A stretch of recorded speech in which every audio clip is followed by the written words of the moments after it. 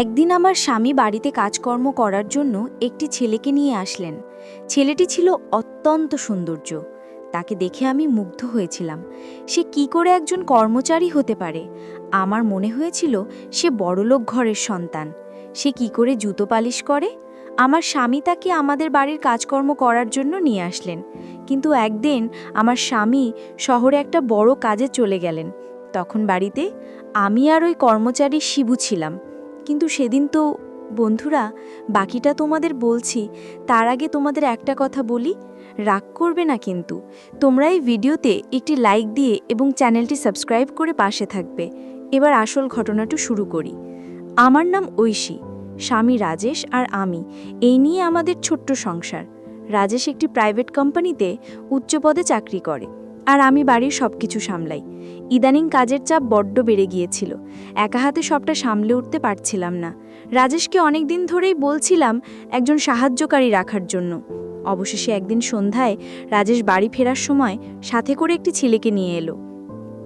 রাজেশ বলল, ঐশী, তোমার জন্য একজন সাহায্যকারী নিয়ে এসেছি। আজ থেকে ও আমাদের বাড়িতে থাকবে। আমি ছেলেটির দিকে তাকালাম। বয়স 22-23 হবে, শ্যামলা ডায়ের রং, কিন্তু চেহারায় একটা অদ্ভুত সারল্য আর আভিজাত্যের ছাপ। ময়লার শার্টটা প্যান্ট পরা থাকলেও তাকে কোনোভাবেই বাড়ির কাজের লোক বলে মনে হচ্ছিল না। আমি অবাক হয়ে রাজেশকে জিজ্ঞেস করলাম, ওকে কোথায় পেলে তুমি? দেখে তো মনে হচ্ছে ভালো ঘরের ছেলে। রাজেশ এসে বলল, ওকে আমি রাস্তার মোড়েই জুতো পালিশ করতে দেখেছিলাম। প্রচণ্ড রোদের মধ্যে ঘামতে ঘামতে ও কাজ করছিল, কিন্তু ওর চোখে মুখে একটা সততার ছাপ ছিল। আমার খুব মায়া হলো। কথা বলে জানলাম ওর থাকার কোনো জায়গা নেই। তাই আমি ওকে বললাম, জুতো পালিশ করে যা রোজগার করো তার 3 গুণ টাকা আমি মাইনে দেব, তুমি আমাদের বাড়িতে কাজ করবে। ও এক কথায় রাজি হয়ে গেল। আমি ছেলেটির দিকে তাকিয়ে বললাম, তোমার নাম কি? সে নম্রভাবে মাথা নিচু করে বলল, আমার নাম শিবু। তার বিনয়ী আচরণ দেখে আমার ভালো লাগলো। রাজেশ শিবুকে রাতে থাকার ঘরটি দেখিয়ে দিল। ঘরটা বাড়ির পেছনের দিকে, ছোট কিন্তু পরিষ্কার। রাজেশ তাকে বলল, তোমার যদি কোনো অসুবিধা হয় তাহলে আমাকে বা তোমার ম্যাডামকে জানাবে। রাতে খাওয়ার পর রাজেশ অফিসের কাজে ব্যস্ত হয়ে পড়ল। আমি বারান্দায় দাঁড়িয়েছিলাম। দেখলাম শিবু তার ঘরের সামনে চুপচাপ আকাশের দিকে তাকিয়ে আছে। কি যেন একটা গভীর বিষণ্ণতা তার চোখে মুখে। আমি কৌতূহল বশত এগিয়ে গেলাম। এখানে কি করছো শিবু? সে চমকে উঠে আমার দিকে তাকালো, বলল, কিছু না ম্যাডাম, এমনিতেই। আমি বললাম, তোমার কি বাবা মা কেউ নেই শিবু? শিবু একটা লম্বা শ্বাস ফেলে বলল, না ম্যাডাম, আমি খুব ছোটবেলায় হারিয়ে গিয়েছিলাম। তারপর থেকে মানুষের বাড়িতে, স্টেশনে, রাস্তার মোড়ে বড় হয়েছি। বাবা মায়ের চেহারাও আমার ঠিকমতো মনে নেই। তার কথা শুনে আমার মনের ভিতরটা কেমন গড়ে উঠল। কিন্তু পরক্ষণেই শিবু আমার দিকে অদ্ভুতভাবে তাকিয়ে বলল, ম্যাডাম, আপনাকে দেখে আমার কেন যেন খুব চেনা চেনা লাগছে। মনে হচ্ছে আপনাকে আমি আগেও কোথাও দেখেছি। কথাটা শুনে আমি চমকে উঠলাম। একজন কর্মচারী যাকে আমি চিনি না জানি না, তার মুখে এমন কথা শুনে আমার মনের ভেতরটা কেমন যেন অস্বস্তিতে ভরে গেল। আমি কঠোর স্বরে বললাম, কাজের মানুষের মতো থাকো, বেশি কথা বলার দরকার নেই। এখন যাও, ঘুমিয়ে পড়ো। শিবু হয়তো আমার কথায় কষ্ট পেল। সে চুপচাপ মাথা নিচু করে নিজের ঘরে চলে গেল। কিন্তু আমার মনে কেমন যেন সন্দেহ হলো। ছেলেটা কি আসলেই সহজ সরল, নাকি এর পিছনে অন্য কোনো উদ্দেশ্য আছে? তার ওই অদ্ভুত চাহনি আর কথা আমার রাতের ঘুম কেড়ে নিল। পরের দিন থেকে শিবু বাড়ির কাজে লেগে গেল। তার কাজে কোনো খুঁত ধরার উপায় ছিল না। ঘরদোর ঝকঝকে তকতকে রাখা, বাগান পরিষ্কার করা, বাজার করা, সব কাজ সে অত্যন্ত নিষ্ঠার সাথে করত। রাজেশ তো তার কাজে মুগ্ধ। সারাক্ষণ আমার কাছে কাছে শিবুর প্রশংসা করত। দেখেছো ঐশী, কি ভালো একটা ছেলেকে এনেছি, একেবারের হীরের টুকরো। আমি রাজেশের কথায় সায় দিতাম, কিন্তু আমার মন থেকে সন্দেহর কাঁটাটা নামাতে পারছিলাম না। শিবু কাজে কর্মে ভালো হলেও তার কিছু কথাও অদ্ভুত ছিল। সে প্রায়ই আমার দিকে অপলক দৃষ্টিতে তাকিয়ে থাকত। আমি টের পেলেই সে চোখ নামিয়ে নিত। মাঝে মাঝে অনুমতি ছাড়াই বেশি কথা বলতো, যা আমার অস্বস্তি বাড়িয়ে দিত। একদিন দুপুরে আমি আমার পুরনো অ্যালবামগুলো দেখছিলাম। আমার ছোটবেলার ছবি, বাবা মায়ের সাথে তোলা ছবি। হঠাৎ পেছনে কারোর উপস্থিতি টের পেয়ে ঘুরে তাকালাম। দেখি শিবু দরজার পাশে দাঁড়িয়ে আছে। আমি কিছুটা বিরক্ত হয়ে বললাম, তুমি এখানে কি করছো? অনুমতি ছাড়া আমার ঘরে ঢুকেছো কেন? শিবু ভয় পেয়ে বলল, মাফ করবেন ম্যাডাম, আমি আপনাকে ডাকতে এসেছিলাম। আপনি দুপুরের খাবার খাবেন কিনা তার জন্য এসেছিলাম। আমি কঠোরভাবে বললাম, দরজার বাইরে থেকে ডাকতে পারবে, আর কখনো আমার অনুমতি ছাড়া ঘরে ঢুকবে না। সে মাথা নিচু করে চলে গেল, কিন্তু আমি লক্ষ্য করলাম তার যাওয়ার আগে তার চোখ দুটো অ্যালবামের উপর আটকে ছিল। আমার সন্দেহ আরও ঘনীভূত হলো। তার উদ্দেশ্য পরিষ্কার নয় বলে মনে হচ্ছিল, নাকি অন্য কোনো উদ্দেশ্য। কয়েকদিন পর শিবু এসে আমাকে বলল, ম্যাডাম, আমাকে যে ঘরটা দিয়েছেন সেখানে থাকতে একটু অসুবিধা হচ্ছে। আমি অবাক হয়ে বললাম, কেন, কি অসুবিধা? সে ইতস্তত করে বলল, ঠিক বলতে পারবো না ম্যাডাম, ঘরটাতে ঢুকলে আমার কেমন যেন একটা অস্বস্তি হয়, মনে হয় এই পরিবেশটা আমার জন্যে নয়। আমি তার কথা শুনে তার ঘরে গেলাম, চারপাশ ভালো করে দেখলাম, আলো বাতাসের কোনো কমতি নেই, ঘরটাও পরিষ্কার। আমি কোনো সমস্যাই খুঁজে পেলাম না। আমার রাগ বেড়ে গেল। আমি বললাম, দেখো শিবু, আমি তোমার কোনো নাটক সহ্য করব না। যে ঘরে থাকতে দেওয়া হয়েছে সেখানেই থাকতে হবে। যদি বেশি সমস্যা হয় তাহলে তুমি কাজ ছেড়ে চলে যেতে পারো।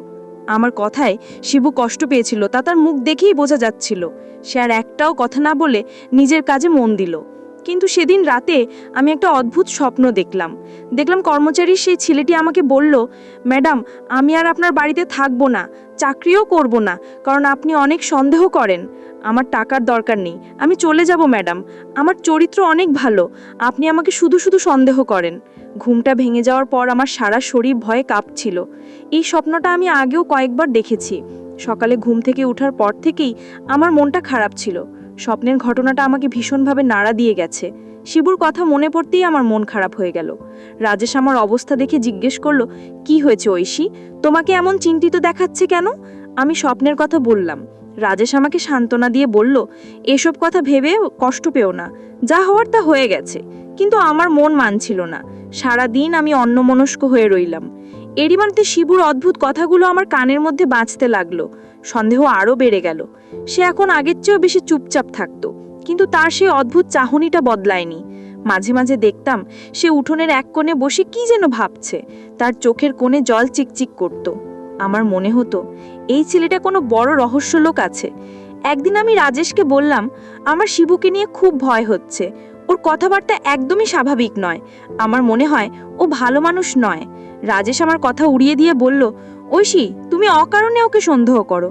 ও খুব ভালো ছেলে, হয়তো ওর জীবনে অনেক কষ্ট আছে তাই একটু চুপচাপ থাকে। তুমি ওর সাথে একটু ভালো করে কথা বলো, দেখবে সব ঠিক হয়ে যাবে। রাজেশের কথায় আমি আশ্বস্ত হতে পারলাম না। আমার মনে হলো রাজেশ বড্ড সরল, সে মানুষের ওপরে দেখে বিশ্বাস করে ফেলে।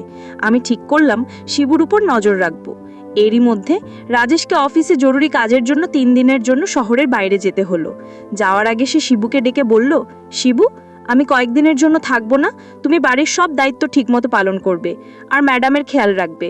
শিবু মাথা নাড়ল, দেখে মনে হলো যেন কিছুটা উচ্ছিন্ন হয়ে পড়ল, হাঁপ ছেড়ে বাঁচল। তখন থেকে তার মধ্যে একটা পরিবর্তন লক্ষ্য করছিলাম। রাজেশ চলে যাবার পর আমার মনির ভেতরটা কেঁপে উঠল।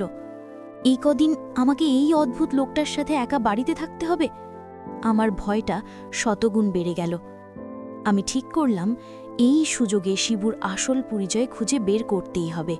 সে আসলে কে, কি চায়, তা আমাকে জানতেই হবে। রাজেশ যাবার প্রথম দিনটা কোনো অঘটন ছাড়াই কেটে গেল। শিবু বাড়ির কাজ নিঃশব্দে করে যাচ্ছিল, কিন্তু তার নীরবতা আমার কাছে আরও বেশি ভয়ের কারণ হয়ে দাঁড়িয়েছিল। আমার মনে হচ্ছিল এটা হয়তো বড় কোনো ঝড়ের আগের শান্ত অবস্থা। রাতে আমি নিজের ঘরের দরজা ভালো করে বন্ধ করে ঘুমালাম। আমার মনে হচ্ছিল আমি যেন নিজের বাড়িতেই একজন বন্দী। পরদিন দুপুরে আমি রান্নাঘরে কাজ করছিলাম। হঠাৎ বাইরে থেকে একটা চিৎকারের আওয়াজ পেলাম। আমি দৌড়ে বাইরে গেলাম। দেখি পাশের বাড়ির ছোট ছেলেটা খেলতে গিয়ে পুকুরে পড়ে গেছে এবং পানিতে পড়ে গিয়েছিল। সেখানে কেউ ছিল না। আমি সাঁতার জানি না, কি করব ভেবে পাচ্ছিলাম না। ঠিক সেই মুহূর্তে শিবুদার পাশেই কাজ করছিল। সেই ঘটনাটা দেখতে পেয়ে এক মুহূর্তও দেরি না করে পুকুরে ঝাঁপ দিল। নিজের জীবনের ঝুঁকি নিয়ে সে ছেলেটাকে পানি থেকে তুলে আনল। ততক্ষণে আশপাশের লোকজনও ছুটে এসেছে। সবাই শিবুর সাহসের প্রশংসা করতে লাগল। ছেলেটির মা এসে তো শিবুর পায়ে পড়ে কান্নাকাটি শুরু করে দিল। আমি দূর থেকে পুরো ঘটনাটা দেখলাম। যে ছেলেটাকে আমি এতদিন ধরে সন্দেহ করে এসেছি, সে আজ একটা বাচ্চার জীবন বাঁচালো। আমার মনের ভেতনের বিশ্বাসের দেওয়ালটা প্রথমবারের মতো নড়ে উঠল। একজন অসৎ বা খারাপ মানুষের পক্ষে কি এভাবে নিঃস্বার্থভাবে অন্যের জীবন বাঁচানো সম্ভব? আমার মনের মধ্যে একটা তুমুল দ্বন্দ্ব শুরু হলো। একদিকে আমার দীর্ঘদিনের সন্দেহ, অন্যদিকে শিবুর আজকের এই সাহসিকতা। ভালো একটি কাজ একটি শিশুর জীবন বাঁচানো। আমি কি তাহলে সত্যি তাকে ভুল বুঝছি? সন্ধ্যায় আমি শিবুকে ডেকে বললাম, শিবু, আজ তুমি যে কাজটা করেছো তার জন্য অনেক ধন্যবাদ। শিবু মাথা নিচু করে বলল, এটা আমার কর্তব্য ছিল ম্যাডাম। তারপরই সে আবার সেই কথাটা বলল, ম্যাডাম, আজ ওই বাচ্চা ছেলেটাকে বিপদে রেখে আমার নিজের ছোটবেলার একটা কথা মনে পড়ে গেল। আবঝা আবঝা মনে পড়ছে আমিও যেন ঠিক এভাবেই কোনোদিন বিপদে পড়েছিলাম, আর কেউ একজন আমাকে বাঁচানোর জন্য ছটপট করছিল। তার কথা শুনে আমার মনের ভেতরটা ধক করে উঠল। আমার সেই পুরনো স্বপ্নটার কথা মনে পড়ল, যেখানে আমি আমার ভাইকে হারিয়ে ফেলেছিলাম। কিন্তু আমি নিজেকে সামলে নিলাম। ভাবলাম এটা হয়তো কাকতালীয়। রাতে আমার ঘুম আসছিল না। শিবুকে নিয়ে আমার সব চিন্তা উলটপালট হয়ে যাচ্ছিল। সে কি সত্যিই ভালো, নাকি ভালো মানুষের আড়ালে অন্য কোনো উদ্দেশ্য আছে? আমি ঠিক করলাম কাল সকালে আমি তার ঘরে গিয়ে তল্লাশি চালাবো। আমার এই মনের দ্বন্দ্বের অবসান হওয়া দরকার। পরদিন সকালে শিবু যখন বাজারে গেল, আমি সেই সুযোগে তার ঘরে ঢুকলাম। ছোট একটা ঘর, আসবাবপত্র বলতে একটা চুমকি আর একটা ছোট টেবিল, সবকিছু খুব গোছানো। আমি তার তোষকের নিচে, বালিশের নিচে খুঁজে দেখলাম, কিছুই পেলাম না। হতাশ হয়ে যখন ফিরে আসব, তখন টেবিলের ওপর রাখা একটা পুরনো ময়লা কাপড়ের পুটলির দিকে আমার চোখ পড়ল। আমার হাত কাঁপছিল। এটা খোলা কি ঠিক? কিন্তু আমার কৌতূহল আমাকে থামতে দিল না। আমি সাবধানে পুটলিটা খুললাম। ভেতরে একটা মাত্র জিনিস ছিল, একটা পুরনো বিবর্ণ হয়ে যাওয়া ছবি। ছবিটা হাতে নিয়ে আমি অবাক হয়ে গেলাম। আমার পায়ের নিচের মাটি সরে যাচ্ছিল, কারণ ছবিটা ছিল আমার ছোটবেলার ছবি। আর আমার পাশে দাঁড়িয়ে থাকা ছোট ছেলেটা, সেই ছিল আমার হারিয়ে যাওয়া ভাই শুভ। আমার মাথা ঘুরছিল। আমি ছবিটা হাতে নিয়ে তুলতে তুলতে নিজের ঘরে ফিরে এলাম। আমার বিশ্বাস হচ্ছিল না এই ছবি শিবুর কাছে কি করে এলো। তাহলে কি শিবুই আমার হারিয়ে যাওয়া ভাই শুভ? আমার মস্তিষ্ক কোনোভাবে দুটো বিষয়কে এক করতে পারছিল না। মনের ভেতরটা আনন্দের চেয়েও বেশি ছিল বিশ্বাস আর একরাশ অপরাধবোধ। আমি সোফায় বসে কাঁপছিলাম। যাকে আমি এতদিন ধরে ভুল বুঝেছিলাম, তাকে অনেক কিছু ভেবে এসেছি, যার সাথে এত দুর্ব্যবহার করেছি, সে আমার নিজের রক্তের ভাই। আমি পাগলের মতো অপেক্ষা করছিলাম শিবু বাজার থেকে ফেরার জন্য। প্রত্যেকটা মিনিট আমার কাছে এক একটি ঘন্টার মতো মনে হচ্ছিল। অবশেষে শিবু ফিরল। আমি তাকে দেখেই দৌড়ে তার সামনে গেলাম। আমার চোখ দিয়ে তখন অঝরে জল পড়ছিল। শিবু আমাকে ওই অবস্থায় দেখে ভয় পেয়ে গেল। সে জিজ্ঞেস করল, ম্যাম, কি হয়েছে? আপনি কাঁদছেন কেন? আমি কি কোনো ভুল করেছি? আমি তার কথার উত্তর না দিয়ে কাঁপা কাঁপাতে ছবিটা তার সামনে ধরে বললাম, এই ছবি তুমি কোথায় পেলে শিবু? ছবিটা আমার হাতে দেখে শিবু চমকে উঠল। তার মুখটা ফ্যাকাশে হয়ে গেল।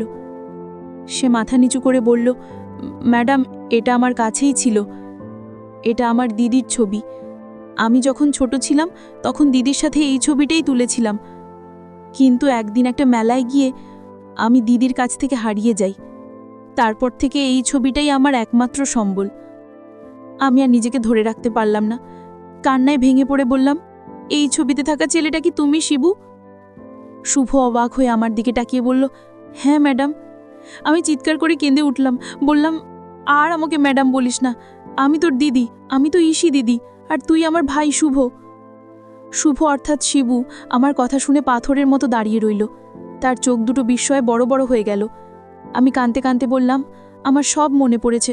ছোটবেলায় আমি তোকে মেলায় নিয়ে গিয়েছিলাম। আমার অসাবধানতার কারণে তুই ভিড়ের মধ্যে হারিয়ে গেলি। বাবা, মা আর আমি তোকে কত খুঁজেছি। আমরা আমাদের মায়ের পেটের আপন ভাই। শুভর চোখ দিয়ে এবার জল গড়িয়ে পড়ল। গলায় বলল, দিদি, তাই তো আমাকে তোমাকে দেখে এত চেনা মনে হতো। তোমার গলার স্বর, তোমার চোখ, সব কিছু আমার কাছে পরিচিত লাগতো, কিন্তু কিছুতেই মনে করতে পারছিলাম না। আমি তোকে কর্মচারী ভেবে কত সন্দেহ করেছি, কত অপমান করেছি। ভাই, তুই আমাকে মাফ করে দে। শুভ কেঁদে বলল, না দিদি, তুমি কোনো ভুল করনি। আমার ভাগ্যটাই খারাপ। সেদিন আমাদের দুই ভাই বোনের কান্নায় বাড়ির দেওয়ালগুলো যেন ভিজে গিয়েছিল। আমি সঙ্গে সঙ্গে বাবা মাকে ফোন দিলাম। তাদের জানালাম আমি আমাদের শুভমকে খুঁজে পেয়েছি।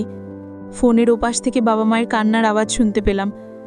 তারা বিশ্বাসই করতে পারছিলেন না। কয়েক ঘন্টা পর রাজেশও ফিরে এলো। বাড়ির পরিস্থিতি দেখে সে অবাক হয়ে গেল। আমি যখন তাকে সবটা খুলে বললাম, তখন সেও আনন্দে আত্মহারা হয়ে গেল। আমি প্রথম দিনই বুঝেছিলাম তুমি কোনো সাধারণ মানুষ নও। সেদিন বিকেলে আমি আর রাজেশ মিলে শুভকে নিয়ে আমাদের বাবা মায়ের কাছে গেলাম। এত বছর পর হারিয়ে যাওয়া ছেলেকে ফিরে পেয়ে তাদের যে আনন্দ তা ভাষায় প্রকাশ করার মতো নয়। আমাদের পরিবার আবার সম্পূর্ণ হলো। আমি আমার স্বামীকে ধন্যবাদ জানালাম আমার ভাইকে আমার কাছে ফিরিয়ে দেবার জন্য।